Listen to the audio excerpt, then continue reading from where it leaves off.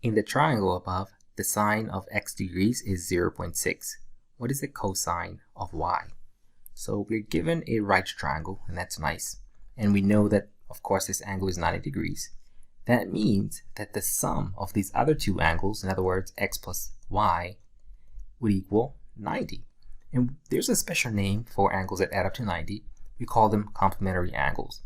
Now, this is important because to answer this question, we need to use the angle complements theorem. And the angle complements theorem states the following.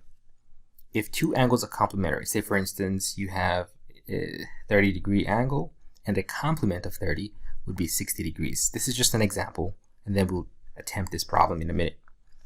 So if you take the sine of one of the angles, sine 30, it has to be equal to the cosine of that angle's complement. Well, the complement of 30 is 60.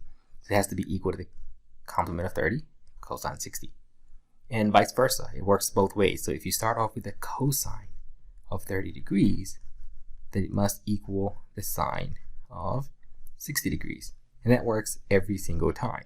Any two complements. We could even do 10 and 10 degrees, and the complement of 10 is 80 degrees. So it works. We could just say these are 10s, make these 90s, 80s rather.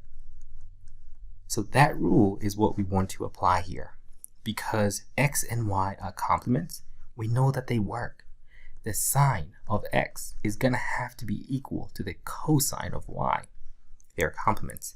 So if the sine of x is 0.6, it means the cosine of y also has to be 0.6. Therefore, the answer to this question is simply 0.6.